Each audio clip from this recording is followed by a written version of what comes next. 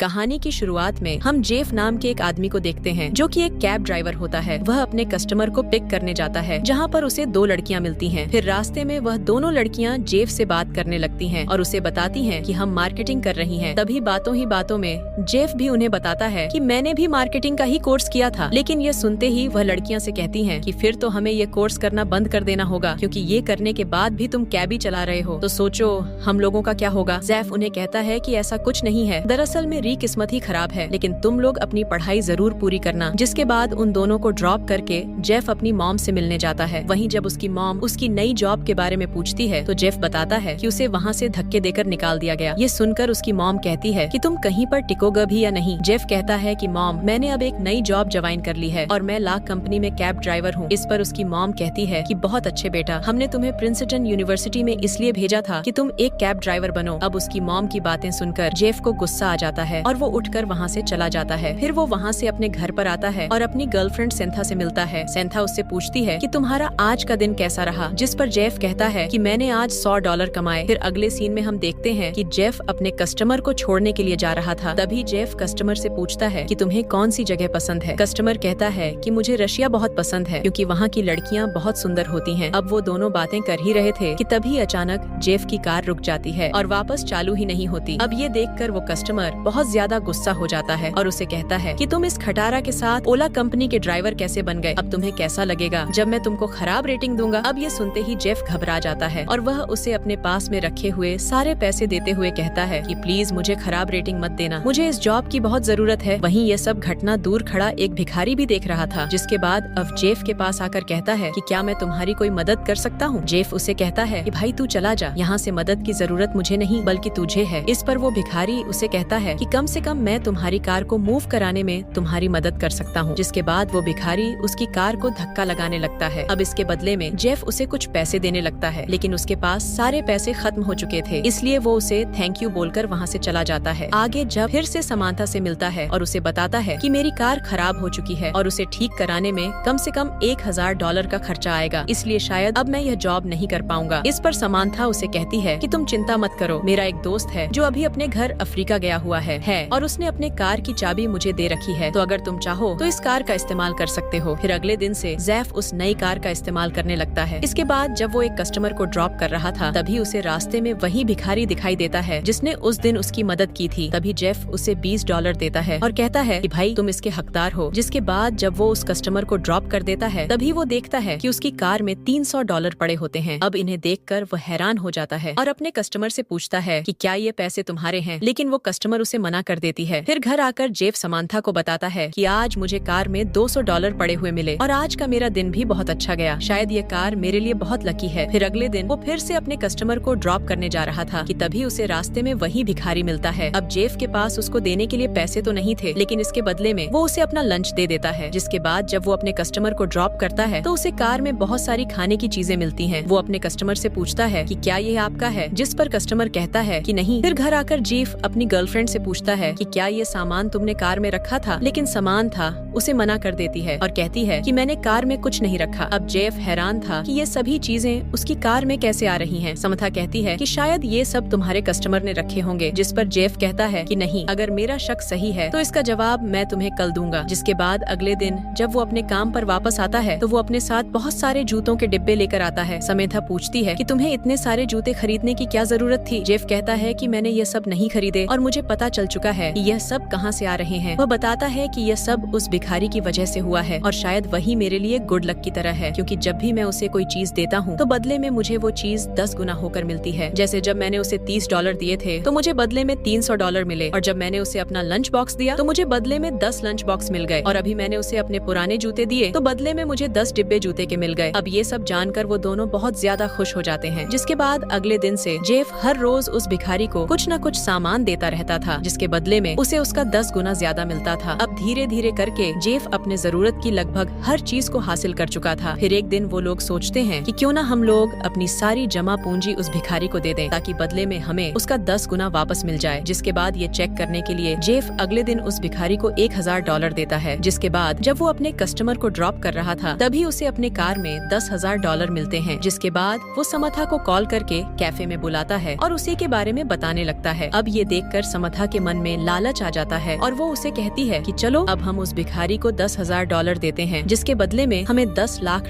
मिलेंगे। वो उसे कहती है कि हमें यह काम तुरंत ही करना होगा। जिसके बाद वो दोनों उस भिखारी को ढूंढने के लिए कार में निकल पड़ते हैं, लेकिन बहुत ढूंढने के बाद भी वो उन्हें कहीं नहीं मिलता। लेकिन तभी वहाँ पर एक दूसरा भिखारी आता है और उनको कहता है कि क्या तुम मेरी कुछ मदद कर सकते हो, लेकिन जैफ उसकी मदद करने से मना कर देता है। अब क्योंकि उन्हें वो भिखारी नहीं मिला था तो समय था। इज पर बहुत गुस्सा होती है और उसे कहती है कि कम से कम तुम उस भिखारी का नाम तो पूछ लेते ना, तो तुम्हें उसका नाम पता है और ना ही तुम उसके बारे में कुछ भी जानते हो। अब तुम ही बताओ कि हम उस भिखारी को कहाँ पर ढूंढे। इसी दौरान जेफ के पास उसकी मॉम का कॉल आता है और वो उसे मिलने के लिए बुलाती है। आगे जब जेफ अपनी मॉम से मिलने जाता है तो वो उन्हें भी उस भिखारी के बारे में बता देता है कि उस भिखारी की वजह से हमारी लाइफ मजे से कट रही थी, लेकिन अचानक से वो भिखारी गायब हो गया। इस पर उसकी मॉम कहती है कि शायद ये उस भिखारी की वजह से नहीं बल्कि तुम्हारी वजह से हो रहा है। तुम अच्छा काम कर रहे हो तो तुम्हारे साथ भी अच्छा ही हो रहा है, इसलिए तुम बस अच्छे काम करते जाओ। तुम बस लोगों की मदद करो और ये मत सोचो कि इसके बदले में तुम्हें भी कुछ मिलेगा। अब जैफ उन्हें बाएं बोलकर वहाँ से चला जाता है, लेकिन तभी उसकी मॉम भी उसके पीछे आ जाती है। जेफ कहता है कि अभी मुझे कस्टमर को छोड़ने जाना है, हम बाद में बात करते हैं। उसकी मॉम कहती है कि मैं ही तुम्हारी कस्टमर हूँ, क्या तुम मुझे मेरे घर तक छोड़ दोगे? जिसके बाद जेफ अपनी मॉम को घर छोड़ने चला जाता है। अब उसे बहुत ज्यादा अच्छा लग रहा था कि उसकी मॉम को उसकी जॉब उसे अब कोई प्रॉब्लम नहीं है। इसके बाद वो अपनी मॉम को लेकर उसी जगह पर जाता है और उसे वहाँ पर एक अनजान आदमी नजर आता है। जैफ उस आदमी को ड्रिंक ऑफर करता है, लेकिन वो आदमी उसे मना कर देता है। जेफ ये देखकर निराश हो जाता है, जिस पर उसकी मॉम कहती है कि तुम चिंता मत करो, यूनिवर्स तुम्हें सही इंसान से मिलवा देगा, बस तुम्हें थोड़ा सब्र करने की जरूरत है। इसके बाद रास्ते में उन्हें एक दूसरा भिखारी मिलता है। जेफ उसे जूस ऑफर करता है और वो भिखारी उसे वो ले लेता है। वहीं उसकी मॉम उस भिखारी को $20 देती है, जिसे पाकर वो बहुत खुश होता है। इसके बाद जेफ अपनी मॉम को ड्रॉप करने के बाद अपने घर पर चला जाता है और सेंथा से मिलता है। तभी समथा गुस्से में उसे कहती है कि तुम कहाँ पर थे, तुमने उस भिखारी को ढूंढने की कोशिश करी। जेफ कहता है कि नहीं, मेरी मॉम ने मुझे बताया कि वो भिखारी लकी नहीं था, ये तो दरअसल इंस्टेंट कर्मा था। मॉम कहती है कि जब हम किसी के लिए अच्छा काम करते हैं तो बदले में भी हमारे साथ अच्छा ही होता है। जैसे आज मुझे एक दूसरा भिखारी मिला और मैंने उसे जूस दिया। समंथा पूछती है तो तुम्हें उसके बदले में कुछ मिला क्या? जेफ कहता है कि नहीं, मैंने अपनी पूरी कार में ढूंढा लेकिन मुझे कुछ नहीं मिला। समंथा कहती है कि क्या तुमने कार की डिक्की में देखा? अब जेफ ने वहाँ पर नहीं देखा था, इसलिए वो दोनों कार की डिक्की में देखने जाते हैं, जहाँ पर उन्हें $200 मिलते हैं। पूरे 10 जूस की बॉटल्स मिलती हैं। अब ये देखकर वो दोनों बहुत खुश होते हैं। जिसके बाद अगले दिन से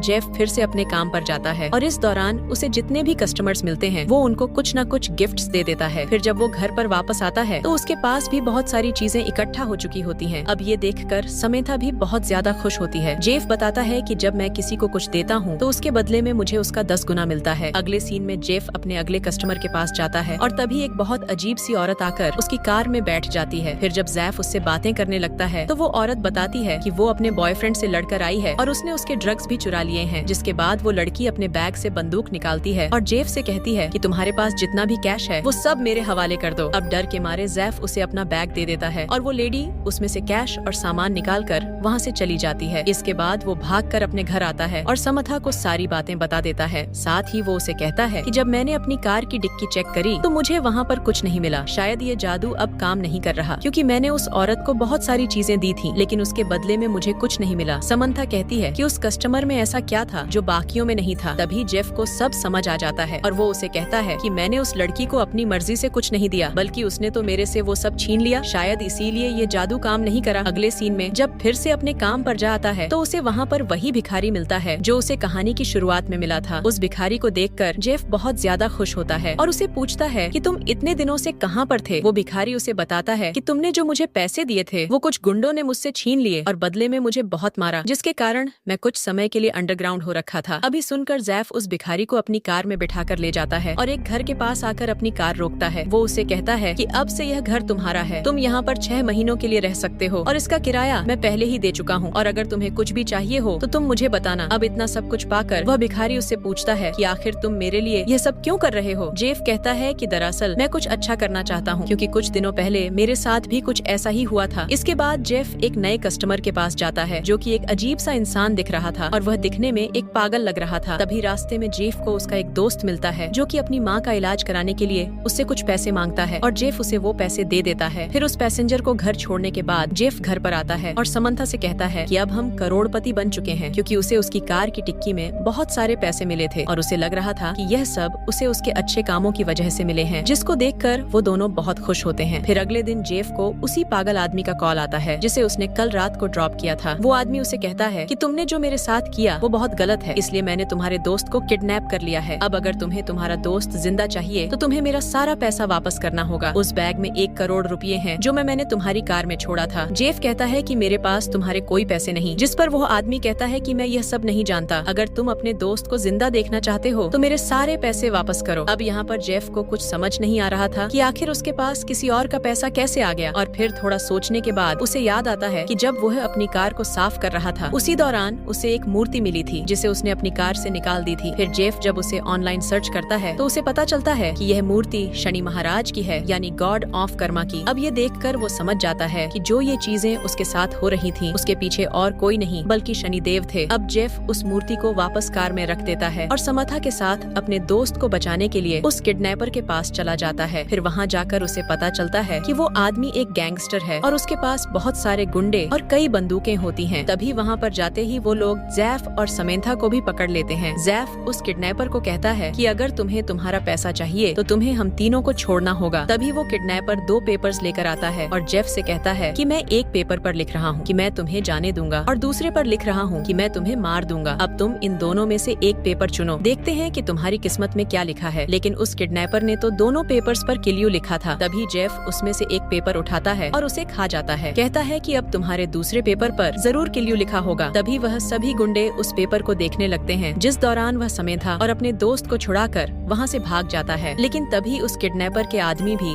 जेफ की गाड़ी का पीछा करके उसे पकड़ लेते हैं। तभी किडनैपर पर समंथा को गन पॉइंट पर ले लेता है और जेफ से कहता है कि अगर तुमने मेरी बात नहीं मानी तो मैं इसे शूट कर दूंगा। तभी जेफ कहता है कि तुम्हारा सारा पैसा मेरी कार की डिक्की में है, तुम जाकर उसे निकाल लो। फिर जब वो किडनैपर कार की डिक्की को देखता है तो उसे उसका सारा पैसा मिल जाता है, जिसके बाद वो उन्हें छोड़कर वहाँ से चला जाता है। अब अगले दिन जेफ फिर से अपने काम पर निकल जाता है और अपने एक पैसेंजर को छोड़ने के बाद उसे कार में एक एक्स्ट्रा बैग नजर आता है। जेफ अपने कस्टमर से पूछता है कि क्या ये दूसरा बैग भी आपका है, लेकिन वो कस्टमर उसे मना कर देता है और इसी सीन के साथ ही ये कहानी यहीं खत्म हो जाती है। दोस्तों, अगर आपको वीडियो पसंद आए तो वीडियो को लाइक और चैनल को सब्सक्राइब जरूर करें। Thank you.